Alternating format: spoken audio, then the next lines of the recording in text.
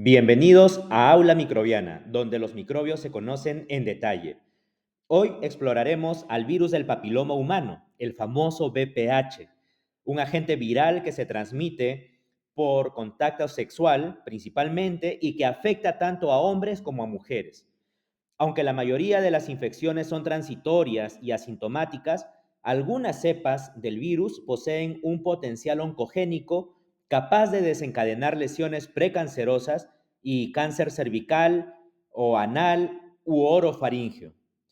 Comprender su estructura, su modo de replicación y los mecanismos que utiliza para evadir la respuesta inmune nos permite entender por qué persiste y cómo se asocia con la transformación maligna de las células epiteliales. Muy bien, bienvenidos entonces a que conozcamos más a profundidad al virus del papiloma humano. Y es que la historia de este virus comenzó con la observación clínica de verrugas comunes descritas desde la antigüedad. Sin embargo, fue en el siglo XX cuando se comprendió que eran causadas por un virus específico. Durante la década de 1970, los avances en biología molecular permitieron aislar fragmentos de ADN viral en biopsias de cuello uterino. Este fue un hallazgo que cambiaría por completo la visión de la oncología infecciosa. El investigador alemán Harald Surhausen propuso que ciertos tipos del VPH, especialmente los tipos 16 y 18, podían inducir transformaciones malignas en las células epiteliales del cuello uterino. Su trabajo enfrentó escepticismo al inicio, pero fue confirmado años después con estudios epidemiológicos y moleculares consistentes. Este descubrimiento abrió el camino a una nueva era en la prevención del cáncer, demostrando que un virus podía ser el desencadenante de una neoplasia humana. En el año 2008, Surhausen recibió el Premio Nobel de Medicina por su aporte pionero. ¿Y cómo es la estructura de este virus? Este virus es un virus pequeño de ADN bicatenario, sin envoltura lipídica, perteneciente al género Papillomavirus. Tiene una cápside icosaédrica formada por 72 capsómeros y esta cápside está compuesta por las proteínas estructurales L1 y L2, que confieren estabilidad y capacidad de unión al epitelio de las células que va a infectar. La replicación del VPH ocurre exclusivamente en las células epiteliales basales que se encuentran activamente dividiéndose. Tras su entrada, el ADN viral se mantiene en forma episomal dentro del núcleo, utilizando la maquinaria celular para multiplicarse. Entonces, la expresión génica viral se divide en dos fases. Una temprana, que codifica proteínas involucradas en la replicación y regulación celular, como las proteínas E1, E2, E6 y E7, y una tardía, responsable de la formación de la cápside y del ensamblaje de nuevas partículas virales. Esta replicación sincronizada con la maduración del epitelio explica su persistencia y su capacidad para evadir la respuesta inmune inicial. Los factores de virulencia del VPH son principalmente sus proteínas regulatorias tempranas, en especial la E6 y la E7, que alteran los mecanismos de control del ciclo celular del huésped. Aquí la proteína E6 se une a la proteína P53, una proteína supresora tumoral, promoviendo su degradación. Esta acción impide la apoptosis, que es el mecanismo natural mediante el cual la célula elimina errores genéticos, y esto favorece la supervivencia de células dañadas. Por su parte, la proteína E7 inactiva la proteína del retinoblastoma, la proteína PRB, liberando factores de transcripción que impulsan la proliferación celular descontrolada. Estas alteraciones generan un entorno propicio para la replicación viral y en algunos casos para la transformación neoplásica. Además, la gran variabilidad genotípica del VPH determina diferencias en tropismo celular y riesgo oncogénico. Aquí los tipos 6 y 11 son de bajo riesgo, mientras que los tipos 16 y 18 se asocian fuertemente con cáncer cervical y orofaríngeo. Ahora, el proceso patogénico del virus del papiloma humano comienza cuando el virus accede a las células basales del epitelio escamoso, aprovechando microlesiones o abrasiones de la piel o de las mucosas. Allí, su ADN se introduce en el núcleo y se mantiene inicialmente en forma episomal. A medida que las células infectadas migran hacia las capas superficiales del epitelio, el virus sincroniza su replicación con la diferenciación celular. En esta fase se expresan las proteínas E6 y E7, que como hemos visto interfieren con las funciones de la proteína P53 y la proteína PRB, promoviendo proliferación y acumulación de mutaciones. En infecciones persistentes por tipos de alto riesgo, el ADN viral puede integrarse en el genoma de la célula huésped, alterando la regulación de los genes virales y manteniendo activa la expresión de E6 y E7. Este fenómeno entonces conduce a la transformación neoplásica, base del desarrollo de lesiones intraepiteliales y cáncer invasor. La respuesta inmune frente al virus del VPH es peculiar, debido a su ciclo de replicación confinado a las capas superficiales del epitelio, sin producir viremia ni daño celular evidente. Esta localización limita la activación de la inmunidad innata, reduciendo la liberación de señales de alarma y la maduración de las células dendríticas.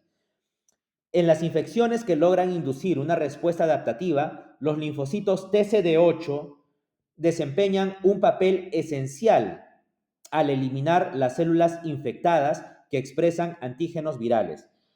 Paralelamente, los linfocitos B van a generar anticuerpos neutralizantes frente a la proteína L1 de la cápside, los cuales previenen una o posibles reinfecciones. Sin embargo, la respuesta inmune natural suele desarrollarse lentamente y en algunos casos resulta insuficiente para eliminar completamente el virus, permitiendo su persistencia crónica. Este fenómeno explica por qué las vacunas profilácticas basadas en L1 inducen una inmunidad mucho más eficaz y duradera que la infección natural. ¿Y cómo son las manifestaciones clínicas a causa de este virus? Estas varían en realidad según el tipo viral y el sitio anatómico infectado. En la mayoría de los casos, la infección es subclínica y autolimitada, desapareciendo espontáneamente en el transcurso de los meses. Los tipos de bajo riesgo, como los BPH 6 y 11, ocasionan verrugas anogenitales o condilomas acuminados. También pueden ocasionar lesiones benignas, pero que son altamente contagiosas, como las verrugas que hemos mencionado. Pero, en contraste, los tipos de alto riesgo, especialmente 16 y 18, están implicados en la aparición de lesiones intraepiteliales escamosas que pueden progresar a cáncer cervical invasor si no se detectan ni tratan oportunamente. Además del cuello uterino, el BPH también puede afectar otras mucosas, contribuyendo al desarrollo de cánceres anales, penianos y orofaringios. Es importante recordar entonces que la persistencia de la infección y los cofactores, como el tabaquismo, la inmunosupresión o la coinfección con VIH, incrementan el riesgo de progresión a enfermedad maligna. Desde el punto de vista epidemiológico, el VPH o la infección por VPH es la infección de transmisión sexual más frecuente y común en el mundo, con una prevalencia que alcanza hasta el 80% de las personas sexualmente activas en algún momento de su vida. Se han identificado más de 200 genotipos de VPH, de los cuales alrededor de 40 infectan las mucosas anogenitales y orofaringeas. Los tipos 16 y 18, como hemos visto, son responsables de cerca del 70% de los cánceres cervicales, mientras que los tipos 6 y 11 causan la mayoría de los condilomas benignos.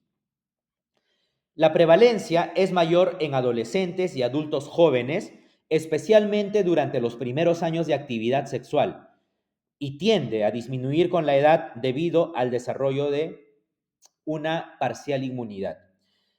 La implementación de programas de vacunación profiláctica y el tamizaje citológico o molecular han reducido significativamente la incidencia de lesiones precancerosas y cáncer cervical en múltiples países, consolidándose como estrategias de salud pública altamente costo efectivas. El diagnóstico de la enfermedad por el virus del papiloma humano depende del tipo de manifestación y del objetivo clínico.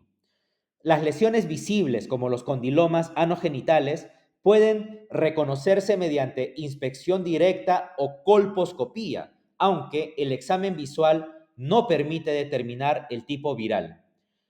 Para la detección de infecciones subclínicas o de alto riesgo, se utilizan pruebas de ADN o ARN viral capaces de identificar genotipos oncogénicos específicos. Entre ellos destaca la reacción en cadena de polimerasa, la famosa PCR, que ofrece alta sensibilidad y especificidad. En programas de tamizaje, la citología cervical, conocida como Papa Nicolau, sigue siendo una herramienta fundamental para detectar cambios celulares tempranos, complementándose cada vez más con las pruebas moleculares de BPH. En las mujeres con resultados positivos para tipos de alto riesgo, la combinación de citología, colposcopía y tipificación viral permite una estratificación del riesgo y una intervención oportuna para prevenir la progresión a cáncer cervical. Ahora, el tratamiento de la enfermedad por el VPH se orienta principalmente al manejo de las lesiones producidas, ya que no existe un antiviral específico que elimine este virus. Las verrugas anogenitales causadas por tipos de bajo riesgo suelen tratarse con agentes tópicos como podofilina, imiquimod o ácido tricloroacético y en casos extensos mediante crioterapia. También mediante electrocauterización o resección quirúrgica.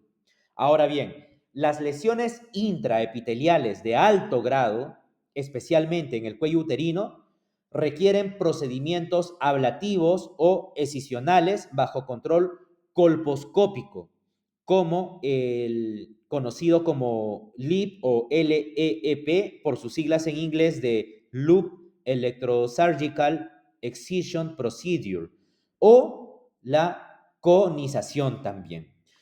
Tras el tratamiento, es indispensable mantener un seguimiento periódico, ya que la persistencia del virus puede originar recurrencias. En la actualidad, la vacunación profiláctica ha reducido drásticamente la incidencia de lesiones tratables, destacando la importancia de combinar estrategias terapéuticas locales con prevención primaria mediante la inmunización. La prevención de la enfermedad por el VPH combina entonces estrategias biológicas y conductuales. La herramienta más eficaz es la vacunación profiláctica, desarrollada a partir de partículas similares al virus, las famosas vacunas VLPs, formadas por la proteína L1, capaces de inducir anticuerpos neutralizantes sin contener material genético viral. Existen vacunas bivalentes, tetravalentes y nonavalentes que protegen contra los genotipos de alto riesgo, el 16 y el 18, y también contra los de bajo riesgo, 6 y 11, responsables de los condilomas. Esta vacunación se recomienda idealmente antes del inicio de la actividad sexual, en niños, pero también en niñas, en ambos sexos, entre los 9 y 14 años de edad. Además, el uso consistente del preservativo, la educación integral sexual y los programas de tamizaje como citología, prueba molecular de VPH y colposcopía son pilares complementarios para disminuir la transmisión y detectar lesiones tempranas. En conjunto, estas medidas han demostrado reducir de forma significativa la incidencia del cáncer cervical y anogenital. Muy bien, entonces, el virus del papiloma humano es un claro ejemplo de cómo un agente microscópico puede tener un enorme impacto en la salud pública. Comprender su biología, su microbiología, sus mecanismos de persistencia y su capacidad oncogénica nos permite valorar la importancia de la prevención. Y es que la vacunación temprana, la detección oportuna y la educación sexual responsable son las mejores herramientas para reducir la carga mundial del cáncer asociado al VPH. Recordemos que prevenir es proteger la vida. Hemos llegado así al final de este episodio de tu canal Aula Microbiana, donde los microbios se conocen en detalle. Si te gustó este video, dale like y te invito además a suscribirte a este canal para que puedas conocer los siguientes episodios de Aula Microbiana. Hasta el próximo episodio, hasta el próximo patógeno.